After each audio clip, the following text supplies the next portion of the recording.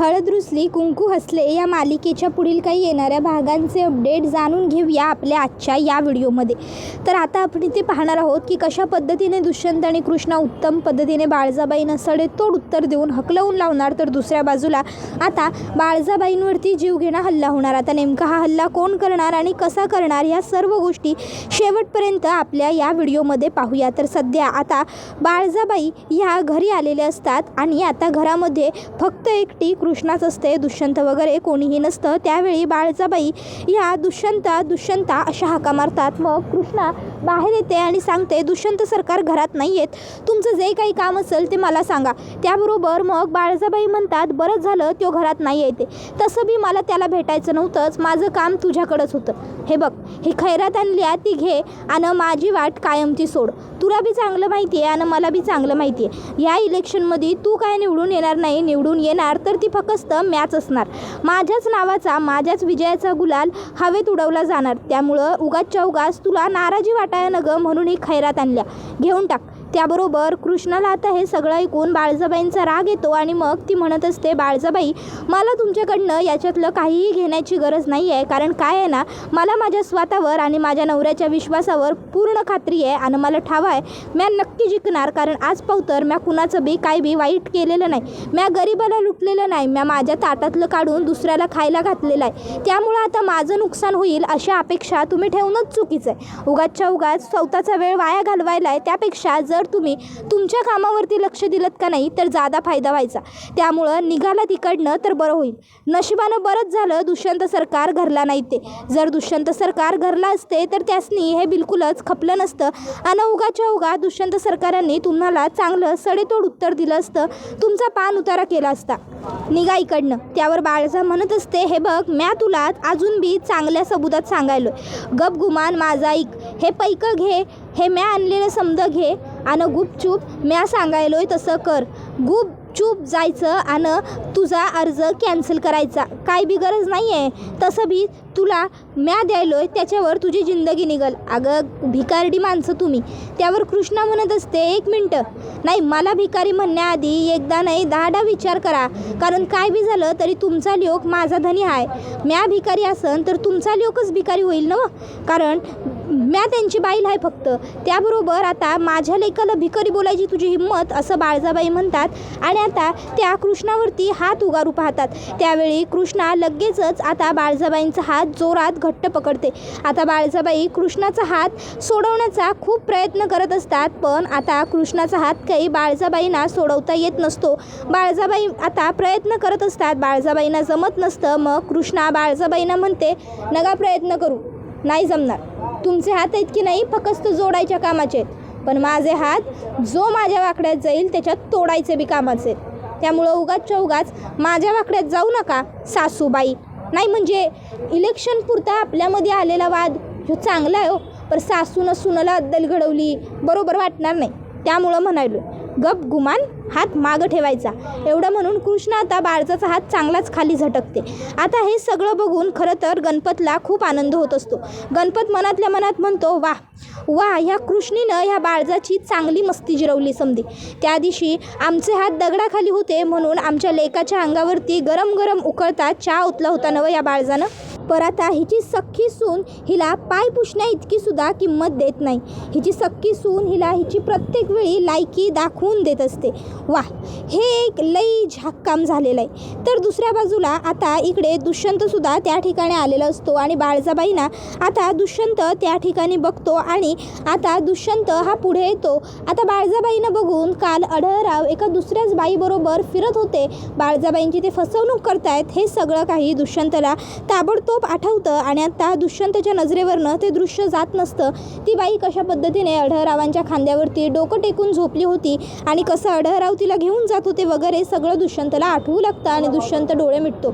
आता मात्र इकडे कृष्णाला भीती वाटते। कृष्णा विचार करते, चुकून जरी दुष्यंत सरकारांच्या तोंडातनं अनुसूयाबाईंबद्दल बाळजाबाईंसमोर एखादा जरी सबूत निघाला तरी बाळजाबाई बरोबर ओळखत्याल की ती बाई अनुसूयाच आहे म्हणून। काय बी झालं तरी दुष्यंत सरकारांच्या तोंडातनं काय बी निघता कामा नये. देवी आई आता सगळं तुझ्यावर निर्भर आहे बघ. काय बी झालं तरी दुष्यंत सरकारांच्या तोंडातनं अनुसयाबाईंबद्दल आणि आबांबद्दल एक सबूत बी जायला न गं. काहीतरी कर देवी आई, आता तूच पाठीशी उभी राहा बघ माझ्या. त्याबरोबर बाळजाबाई ह्या दुष्यंतला म्हणतात, अरे दुष्यंता बरं झालं तू आलास बघ. हे बघ म्या तुझ्या बायकोला चांगला मोफत सल्ला द्यायलोय, तिला म्हणायलोय तसं बी तुम्हा दोघांनी ठावं आहेच की या निवडणुकीत मॅच जिंकणार. त्यामुळं उगाच्या उगा तुम्ही तुमचा येळ आणि कष्ट दोन्ही बी वाया घालवायलाय. त्यापेक्षा म्या म्हणायलोय तसं करा, हे पैसे घ्या आणि माझ्याच निवडणुकीत सहभागी व्हा. माझा प्रचार करा, माझ्या प्रचार सभामध्ये बसा. तसं बी बाळजा जेवढी वर्ष राजकारणात मुरली का नाही तेवढी वर्षात राजकारण तुम्ही बघितलेलं बी नाही. समजलं ना व?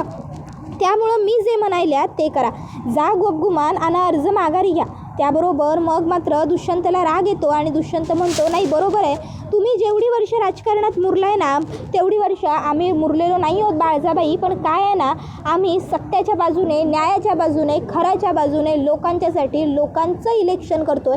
त्यामुळे आम्ही नक्की जिंकणार याची आम्हाला खात्री आहे. आणि तुमच्याकडनं ही लाच घेऊन, ही अशी भीक घेऊन आम्हाला आमचा स्वाभिमान, आमची तत्त्व विकायची नाही आहेत. आम्ही इमानी इतबारी प्रयत्न करू जिंकण्याचा आणि आमची पूर्ण खात्री आहे की आम्ही निवडून येणार आणि जिंकणार सुद्धा. आणि तुमच्या कैदेतनं या अख्ख्याच्या अख्ख्या गावाची सुटका करणार, गावाला मोकळा श्वास घेण्याची संधी देणार. त्यामुळे पुन्हा उगाचच्या उगाच आमच्या दारावर येण्याची हिंमतसुद्धा करू नका. कारण काय असलो ना, आम्ही गरीब आहोत पण स्वाभिमानी आहोत आणि आमच्यासारख्या स्वाभिमानी माणसाच्या दारात तुमच्यासारख्या माणसांनी येणं शोभत नाही हो, लायकी नाही मुळात. खरं बघायला गेलं तर आमच्या दारात येणं तुमचे. खरं तर आज मला तुमचं तोंड बघायची सुद्धा इच्छा होत नाही आहे. काही काळी तुमच्याशिवाय, तुमचा चेहरा बघितल्याशिवाय माझा दिवस जात नव्हता आणि आज एक दिवस असा उगवला आहे की तुम्ही मला माझ्या नजरेसमोर सहन होत नाही. कृष्णा प्लीज यांना इकडनं जायला सांग. मग कृष्णा बाळजाबाईंना म्हणू लागते, ऐकलंस ना व माझ्या धनाचं म्हणणं काय आहे ते. मग आता गप गुमान इकडनं चालायला लागा. नाही तर काय होईल ना, उगाच्या उगा मला तुम्हासनी इकडनं आमच्या घरापासनं धक्के मारून बाहेर काढावं लागलो. आणि काय आहे, माझ्यावरती माझ्या बानं बरे संस्कार केले, तो मोठ्यांचा आदर करावा असं शिकवलंय त्यानं मला. त्यामुळं उगाच्या उगाच तुम्हासनी धक्के मारून बाहेर काढावं एवढी वेळ तुम्हीच माझ्यावर आणू नका. म्या इज्जतीत सांगायलोय तर इज्जतीत ऐका आणि गप गुमान इकडनं चालायला लागा. नाहीतर मग मला उगा दुसऱ्या मार्गाचा अवलंब करायला लावू नका बाळजाबाई. नाही, तुम्हासनी गर्व होता ना व दुष्यंत सरकारांचं तुमच्यावर प्रेम आहे, त्यांनी तुमचा खरा चेहरा कधीच कळणार नाही म्हणून. पण बघा नियतीनं काय खेळ केला तो बघा. दुष्यंत सरकारांमुळं म्या तुमचा खरा चेहरा आणला आणि त्यांनी तो स्वीकारला भी. त्याबरोबर हे सगळं ऐकून बाळजाला खूप जास्त राग येतो. मग बाळजा लगेच गणपतला म्हणते, चला गणपत भाऊजी, आणि ते दोघं तिकडनं निघतात. तर दुसऱ्या बाजूला बाळजाबाईनं आपल्या अंगावरती गरम गरम उकळता चहा ओतला होता आणि तेव्हा आपल्याला कसा त्रास झाला होता हे सगळं आठवून जयकांतचा नुसता संताप होत असतो. आणि जयकांतला आता काहीही करून बदला घ्यायचा असतो, कारण जो काही प्रकार घडलेला असतो त्याला त्याचा खूप जास्त राग आलेला असतो. त्याला असं वाटत असतं की काही झालं तरी मला ह्या बाळजाला सोडायचं नाही आहे. हिनं माझ्या अंगावरती उकळता चहा फेकलाय ना, म्या हिला इतक्या सहजासहजी माफ नाहीच करणार, म्या बदला घेणार म्हणजे घेणारच. त्याबरोबर आता इकडे मैनावतीला सुद्धा बाळजाबाईंनी जे काही केलेलं असतं त्या सर्व गोष्टींचा राग आलेलाच असतो आणि मैनावतीची सुद्धा इच्छा असतेच की बदला घ्यायचा म्हणजे घ्यायचाच. मग आता मैनावती म्हणत असते, जयकांत त्या बाळजानं तुझ्या अंगावर उकळता चहा ओतलाय का नाही तेव्हापासून माझा जीव नुसता जळायलाय. मला असं झालंय की कधी एकदाची त्या बाळजाला जन्माची अद्दल घडत्या. जयकांत आपल्याला असं काहीतरी करता येईल का की ज्यामुळं आपला बदला बी पूर्ण होईल आणि कुणासनी कळणार बी नाही की ह्या समध्याच्या मागं आपण होतो. काय जमल का असं काही. त्याबरोबर जयकांत विचार करू लागतो. मैनावती म्हणत असते, जयकांत काय बी कर पण त्या बाळजाला अशी काहीतरी इजा घडव की नाही की तिला तिची आईच आठवायला पाहिजे. त्याबरोबर जयकांत म्हणतो, मम्मी जर तुझं म्हणणं असं असेल तर घाबरू नकोस, पुढच्या तासाभरात बाळजावरती हल्ला झाल्याची बातमी तुझ्यापर्यंत येईल. त्यावर मग लगेचच आता मैनावती म्हणते, हल्ला. त्यावर जयकांत म्हणतो, वय अगं निवडणुका चालू आहेत ना व, मग विरोधक हल्ला करू शकतात की.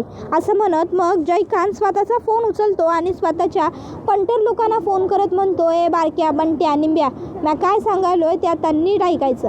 काकी साहेबांच्या गाडीवरती हल्ला करायचा. त्यावरती लोक म्हणतात, काय अहो जयकांत शेट काय बोलायला आहे, बाळजाबाईसनी कळलं तर बाळजाबाई आमची चांबडी सोलून काढत्याल, बाळजाबाईसनी कळलं तर तवा त्या चांबडी सोलून काढत्याल, पण जर म्या सांगितलेलं काम पूर्ण नाही केलं तर म्या चांबडी सोलून काढीन, असं आता जयकांत त्याच्या माणसांना म्हणतो. त्याबरोबर माणसं बिचारी गरीब असतात, ती घाबरतात. मग आता लगेच इकडे जयकांत फोन कट करतो आणि म्हणू लागतो, आता येईल खरी गंमत. बाळजाबाई तुम्हाला खूप गर्व होता ना, बघू की तुमच्यावरती दगड न उचलणाऱ्या जनतेनं तुमच्यावर दगड उचलल्यावर आता तुमची अवस्था काय होते ते. करणार तर कांड म्याच, पण दिसणार नाही. त्यानंतर मग आता मैनावती जयकांतला म्हणते, जयकांत नेमकं तुझ्या मनात सुरू काय आहे. जयकांत म्हणत असतो, मम्मी अगं कशा पायी लोड घ्यायल्यास, कशाला काळजी करतेस, मॅ म्हणलं आहे ना मग समजा व्यवस्थित होणार. त्यावर मग मैनावती म्हणते, जयकांत अरे काय बी झालं तरी त्या बाळजाला ह्या सगळ्या मागं आपण आहे हे कळता कामा नाही. आज पावतर तिनं आपला अपमान समोरासमोर केला आहे, पण आपण तिचा अपमान समोरासमोर नाही करू शकत, कारण तुझ्या पप्पासनी हे पटणार नाही. सिस्टमॅटिकली काम करायची हौस आहे ना हो त्यासनी. मला तर असं वाटत होतं की आत्ताच त्या कृष्णीच्या मदतीनं त्या बाळजाचा काटा काढायचा. त्यावर जयकांत म्हणतो, मदतीनं. त्यावर मग बाळजाचा काटा आपण काढायचा आणि नाव कृष्णीवर ढकलायचं, असं मैनावती म्हणते. त्यावर जयकांत म्हणतो, मम्मी असं सध्या काय बी करायचं नाही आहे आपल्याला, तू धीर धर. त्याबरोबर आता दुसऱ्या बाजूला इकडे बाळजाबाई ह्या गाडीत बसून चाललेल्या असतात आणि बाळजाबाईंचा खूपच जास्त संताप झालेला असतो. दुष्यंत आणि कृष्णा जे जे काही बोललेले असतात ते सतत सगळं काही आता त्यांना आठवत असतं आणि त्याच गोष्टींचा विचार करत करत करत करत रस्त्याने चाललेले असतात. आणि आता त्याच वेळी अचानक बाळजाबाईंच्या गाडीवरती दगडफेक होते. आता दगडफेक झाल्यावर ड्रायव्हर गाडी थांबवतो. बाळजाबाई म्हणतात, कुणाची एवढी हिंमत की आमच्या गाडीवर दगडफेक केल्या. मग बाळजाबाई आणि गणपत खाली उतरतात. बाळजाबाई म्हणतात, अरे हिंमत असेल तर समोर या की, असं पाठमोरं वार करून काय मिळणार आहे, पुरुष असाल तर समोर या. त्याबरोबर मग मात्र आता कोणीही समोर न येता आणखीन एक जोरात दगड बाळजाबाईंच्या दिशेने येतो आणि दगड बाळजाबाईंच्या थेट डोक्याला लागतो. डोकं फुटतं, डोक्यातनं रक्त येतं. त्याबरोबर गणपत म्हणतो, बाळजाबाई तुम्ही गाडीत बसा, आपण घरला जाऊ, नंतर काय करायचं ते बघू. गणपत बाळजाला घरी घेऊन येतो आणि मैनावती आणि जयकांतला हाका मारतो. मैनावती आणि जयकांत तिकडे येतात. मैनावती म्हणते, बाबू अहो हे काय झालं बाळजाबाई, अहो बसा बसा. जयकांत डॉक्टरांना फोन कर की. त्यावर जयकांत डॉक्टरांना कॉल करतो. डॉक्टर येतात. बाळजाबाईंना जे लागलेलं असतं, खोक पडलेली असते, तिथे व्यवस्थित बँडेज वगैरे करतात आणि काही नाही जरा काळजी घेतली की बरं होईल 4-5 दिवसात वगैरे असं सांगतात आणि तिकडनं निघून जातात. त्यानंतर मैनावती म्हणते, बापरे अहो कुणाची एवढी हिंमत बाळजाबाई तुमच्यावर हल्ला करण्याची.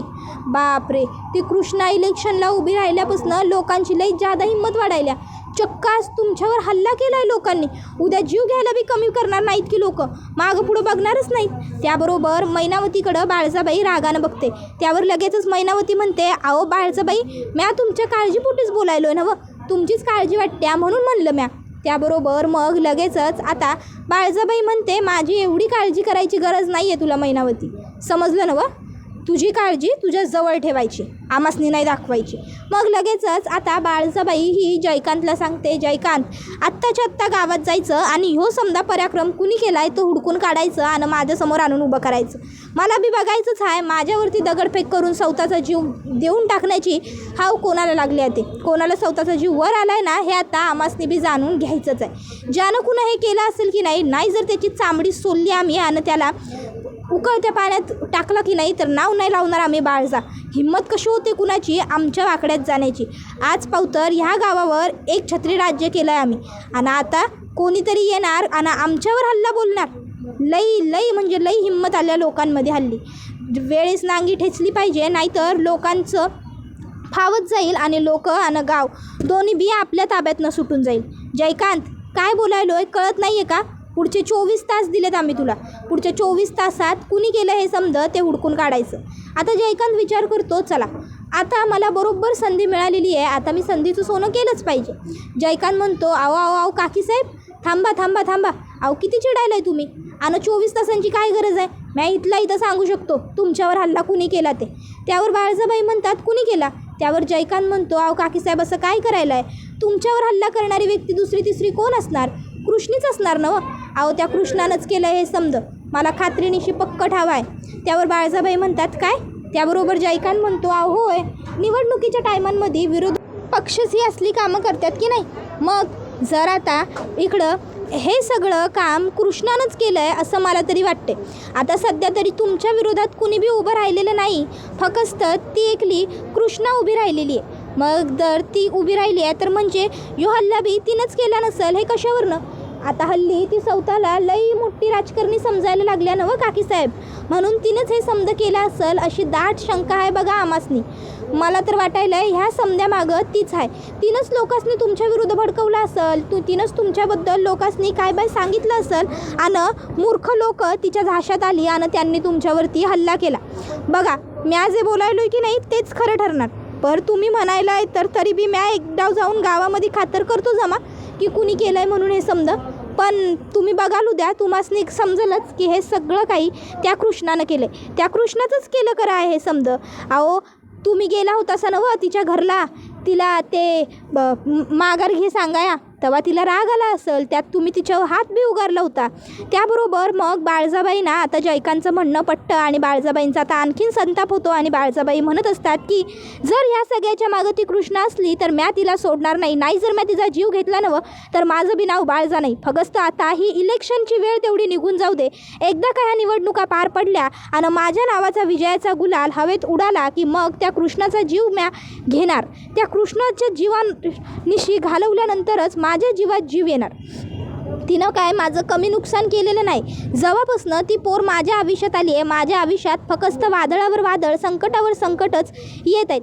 माझ्या आयुष्यात काय बी सुखासुखी आणि चांगलं त्या पोरीनं घडू दिलेलं नाही आहे. पण आता बास, आता म्या तिला दाखवणार ही बाळजा काय चीज आहे ते. आता पाहू तर दुष्यंत तिच्याबरोबर आहे नवं म्हणून ती ह्या एवढ्या संकटातनं पुढंपर्यंत येऊ शकल्या. पण आता नाही, आता बास. त्याबरोबर दुसऱ्या बाजूला दुष्यंत कृष्णाला सांगतो, कृष्णा आई येऊन जे काही बोलून गेली ना त्या सगळ्याचा विचार करण्याची काहीही गरज नाही आहे. आपल्याला माघार वगैरे काही घ्यायची नाही आहे. आपण आता लोकांच्या कल्याणासाठी हे कार्य करायला हातात घेतोय ना, मग आपण ते कार्य तसंच पुढे सुरू ठेवायचं आणि आपण आता असंच सगळं काही व्यवस्थित घडवून आणायचं. आपण काहीही झालं तरी कुठल्याच पद्धतीने पाठी फिरायचं नाही आणि ह्या निवडणुकीत आपण जिंकायचं. माझी पूर्ण खात्री आहे आपण जिंकणार, म्हणजे जिंकणारच कृष्णा. कृष्णा म्हणते, अहो दुष्यंत सरकार, तुम्ही माझ्या पाठीशी उभे असताना मी हरीन असा विचार बी मी माझ्या मनात नाही आणू शकत. माझी पूर्ण खात्री आहे आपण नक्की जिंकणार, कारण तुम्ही बाळजाबाईंना सांगितल्याप्रमाणे आपली बाजू सत्याची आहे. आपण नक्की निवडून येणार, कारण आपल्या पाठीशी अख्खं गाव आहे आणि मला अख्ख्या गावाची बी पर्वा नाही. तुम्ही ऐकले जरी माझ्याबरोबर असाल नवं तरी मला अख्खं जगच माझ्याबरोबर असल्यासारखं वाटणार आहे, कारण माझं अख्खं जगच तुमच्याजवळ येतं आणि तुमच्याजवळच संपतं. त्याबरोबर हे ऐकून दुष्यंत कृष्णाला म्हणतो, कृष्णा काय यार तू काहीही बोलतेस. कृष्णा म्हणते, नाही मी जे बोलते ते बरोबर आहे, खरं बोलते. त्याबरोबर हा व्हिडिओ इथेच संपतो. व्हिडिओ आवडला असेल तर व्हिडिओला लाईक करा, चॅनलवर नवीन असाल तर चॅनलला सबस्क्राईब करा आणि बेल आयकॉन आठवणीने प्रेस करा, जेणेकरून तुम्हाला पुढच्या प्रत्येक व्हिडिओचं नोटिफिकेशन मिळत जाईल आणि सर्व व्हिडिओंचा आनंद हा अगदी उत्तम पद्धतीने घेता येईल. चला तर मग प्रेक्षकांनो, आजच्या पुरतं इथेच थांबूया. पुढचा व्हिडिओ येईपर्यंत या व्हिडिओचा छान पद्धतीने आनंद घेत राहा. टाटा बाय बाय, धन्यवाद, take care all of you. हळद रुसली कुंकू हसले ही मालिका तुम्हाला कशी वाटते हे आम्हाला कमेंटमध्ये नक्कीच सांगा. धन्यवाद.